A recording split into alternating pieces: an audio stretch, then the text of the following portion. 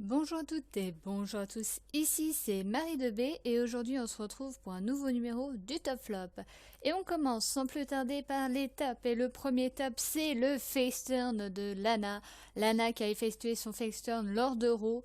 Tout d'abord elle s'est engueulée avec Rousseff, puis elle a décidé d'embrasser Dolph Ziggler et enfin de mettre une baffe à Rousseff pour signifier la fin de leur partenariat. De toute façon, Rousseff lui a dit, il n'y a jamais eu de nous, il n'y a que moi, Rousseff.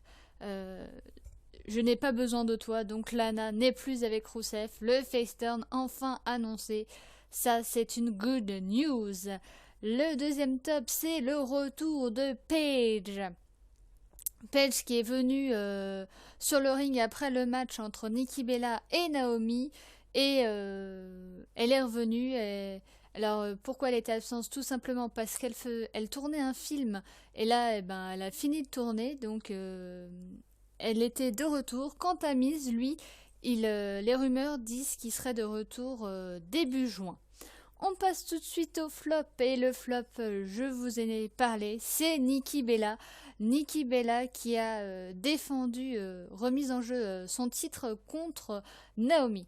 Alors pourquoi c'est un flop? Tout simplement parce que je ne comprends pas pourquoi ils n'ont pas fait ce match lors de Payback. Pourquoi si elle était en condition physique, elle n'a pas défendu son titre à Payback alors qu'elle a défendu son titre le lendemain à Raw contre Naomi. Résultat, elle a gagné par disqualification vu que Tamina lui a foutu un kick dans sa face. Mais voilà, ils auraient pu faire la même chose la veille. Je ne comprends pas vraiment pourquoi ils ont préféré faire ça le lendemain. Donc c'est le premier flop.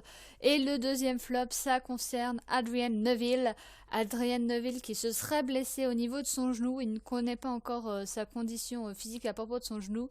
Lors de Raw, il a affronté Manus Barrett et il a ressenti des douleurs à son genou et d'ailleurs il a perdu.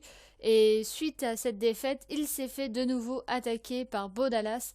Peut-être pour, storylinement parlant, voir si son genou allait bien, si c'était une blessure conséquente ou pas. En tout cas, on espère pour lui que ce n'est pas le cas. Voilà, c'était tout pour le top flop. On se retrouve samedi pour le debriefing pay-per-view WWE Payback. On reviendra sur toutes les choses qui s'est passé à Raw et à SmackDown.